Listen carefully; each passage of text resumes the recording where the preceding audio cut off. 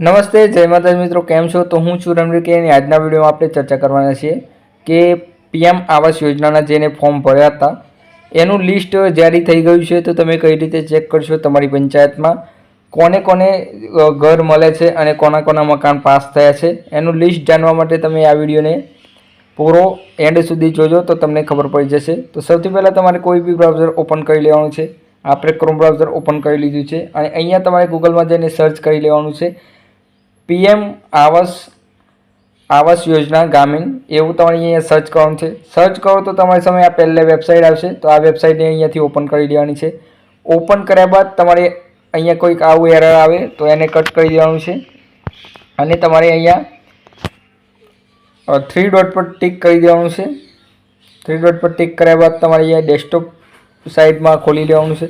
જેવું તમે ડેસ્કટોપ સાઇડમાં ખોલશો તો આ તમારા ડેસ્કટોપ સાઇડમાં ખુલી જશે. તો ખુલ્યા બાદ તમારે અહીંયા ક્લિક કરી દેવાનું છે અને અહીંયા રિપોર્ટવાળા ઓપ્શનમાં ટિક કરવાનું છે. જેવું તમે રિપોર્ટવાળા ઓપ્શનમાં ટિક કરો તો તમારી સામે કંઈક આ પેજ આવશે. તો તમારે અહીંયા બીજા નંબરમાં ટિક કરી દેવાનું છે. બીજા નંબરના ટિક કર્યા બાદ તમારે અહીંયા જઈ અને યોજના સિલેક્ટ કરી લેવાની છે અને અહીંયા જઈ અને તમારે જે રાજ્ય લાગતું હોય એ સિલેક્ટ કરી લેવાનું છે. આપણે ગુજરાત લાગે છે, ગુજરાત સિલેક્ટ કરી લઈએ. એના બાદ તમારે સિલેક્ટ કરવાનું છે અહીંયાથી તમારું ડિસ્ટ્રિક્ટ. તો આપણું સાબરકાંઠા ડિસ્ટ્રિક્ટ છે તો અહીંયાથી આપણે સાબરકાંઠા ડિસ્ટ્રિક્ટ સિલેક્ટ કરી લઈશું. તો આ આપણે કરી દીધું સાબરકાંઠા ડિસ્ટ્રિક્ટને સિલેક્ટ કર્યા બાદ અહીંયા તમારે તાલુકો સિલેક્ટ કરી લેવાનો છે. આપણો તલોદ તાલુકો છે, તલોદ તાલુકો સિલેક્ટ કરી લીધો.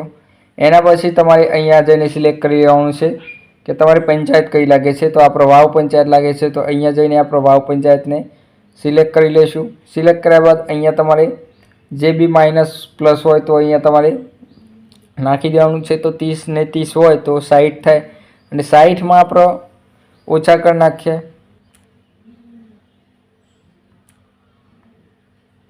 એના બાદ અહીંયા સબમિટ કરી દેવાનું છે. જેવું તમે સબમિટ કરો તો તમારી સામે અહીંયા એક પીડીએફ ઓપન થઈ જશે. પીડીએફ આ ગ્રીનવાળી પીડીએફ એ એક્સેલ આવશે અને આ ડાઉનલોડ પીડીએફ ઉપર તમે ટિક કરો તો અહીંયાથી પીડીએફ ડાઉનલોડ કરવાનું ઓપ્શન આવી જશે. તો તમારે એ સિમ્પલ ડાઉનલોડ કરી લેવાનું છે અને તમે જોઈ શકો છો અહીંયા તમારા ગામનું જે નામ છે એ ઓપન થઈ ગયું છે પીડીએફ અને અહીંયાથી કોના કોના જે મકાન છે મંજૂર થયા છે એનું બતાવી દેશે. તો આપણો જોઈ લઈએ. સૌથી પહેલાં તો આપણા પપ્પાનું નામ છે તો અહીંયા 1 2 3 4 यानी कि चौथा नंबर में आपरा पप्पाનું नाम છે તમે જોઈ શકો છો સોલંકી ખોડસી. અને આપણા ગામના ઘણા બધા ભાઈઓ છે એમના મકાન પાસ થયા છે જેમ કે બળવંતસિંહ, ચેતનસિંહ, ગણપતસિંહ. ઘણા બધા ભાઈઓના જે મકાન છે પાસ થયા છે. કંઈક આ રીતે તમે ચેક કરી શકો છો. તો આઈ હોપ કે તમને વિડીયો પસંદ આવ્યો છે. આવા નવા વિડીયો જોવા માટે અમારી ચેનલને સબસ્ક્રાઈબ કરી લો.